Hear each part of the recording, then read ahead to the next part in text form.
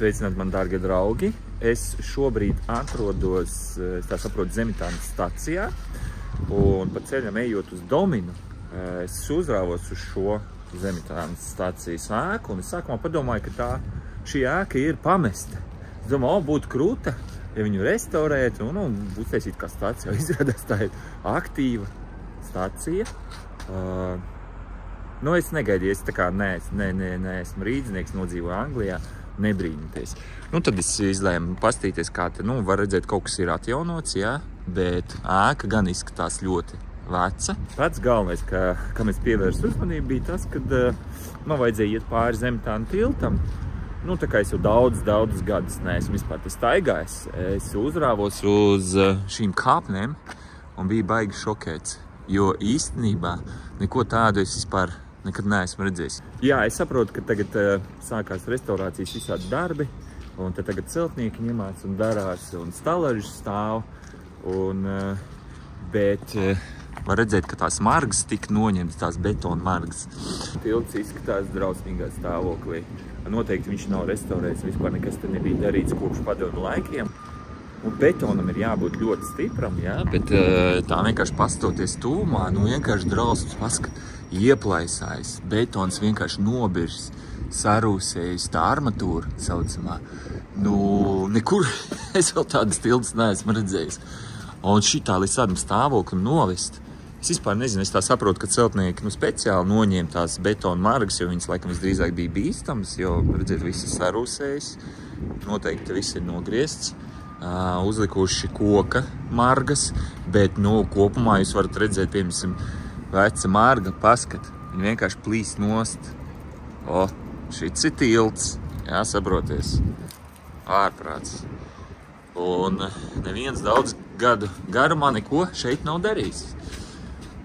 Es tā vienkārši gribēju padalīties. Protams, es izlēmu papētīt, kas vispār notiek ar to restaurāciju. Es jau negribu nodirst Latviju un Rīgu, vienkārši es pēdējā laikā pamanīju, kad ciemojos Latvijā, kad šeit tomēr visi tilti pamazām sāk atjaunoties, restaurēties, remontēties, kas ir ļoti labi. Un, ko es gribēju teikt, es papētīju, kad šo tiltu taisās pabeigt līdz 2026. gadam rudenim, ja es nemaldos. Pieturs arī ļoti beidīgi izskatās ar peļķiem, un arī izskatās, ka viņas tās pieturs tika taisītas padomju laikos. Vismaz man tā šķiet pēc kvalitātes. Es negribu nodirst Latviju vai Rīgu, vienkārši es parasts cilvēks atbraucis no Anglijas un dalos ar saviem novērojumiem. Pēc Eiropas tas galīgi neizskatās. Vienīgais, kas patīkami priecē, tas, kad es pamanīju, ka vispār kopumā Rīgā visi tilti tiek atjaunoti. Kaut kādas gadus, bet katru reizi, kad es ciemojos Latvijā, kaut kādu jaunu tiltu restaurē. Baigie plāni ir, un es vēl palasīju, ka kopējais budžets uz šo tiltu izmaksas būs ap 24 miljoniem, bet mēs ļoti labi zinām, ka tas cipariņš noteikti izaugs, vismaz divreiz. Cerēsim, ka es maldos, bet kā ir, tā ir.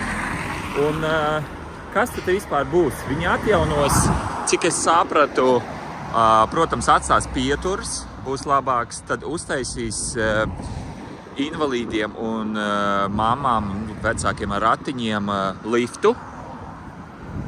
Tad te būs uz abiem virzieniem autobusa josla, atsevišķi atdalīta 4, ja es nemaldos, joslas, 2 uz katru pusi, un vēl riteņbraucējiem joslas atsevišķi.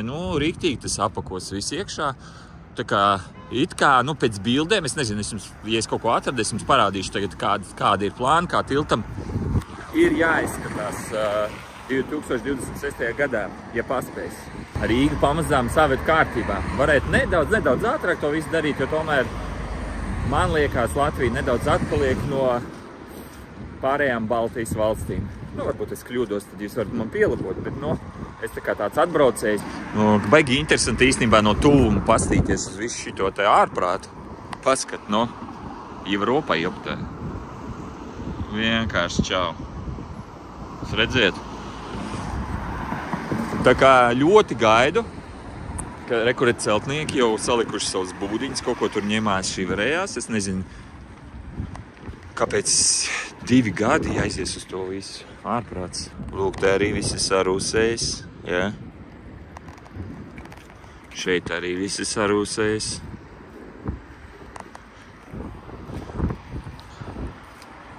Nu, un celtnieki rekur tur ņemās.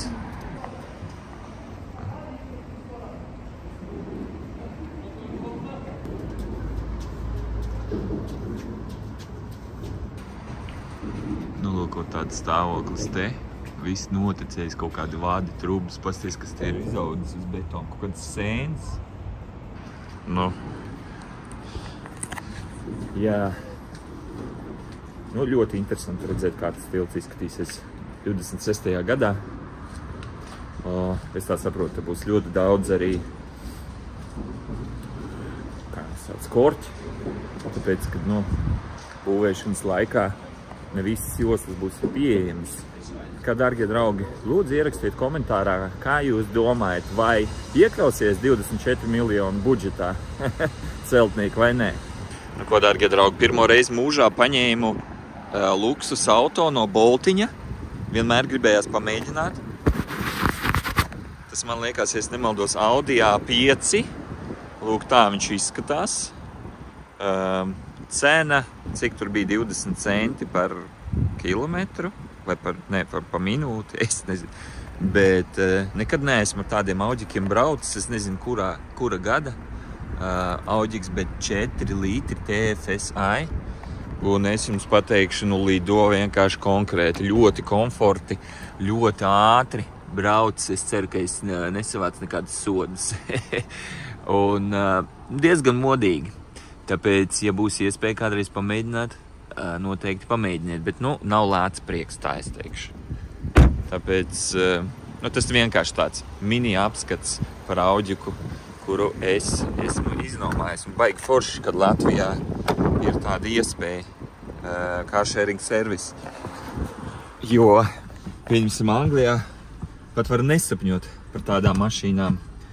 Bet Latvijā ir tāda iespēja, tāpēc arī var pat nepirkt mašīnu. Gribi kaut kādu stundiņu forši aizbraukt ciemos pie kāda un parādīt, kāds esi kruts, tad var paņemt uz nomlūku šādas autiņas. Nu labi, tas bija tā vienkārši random.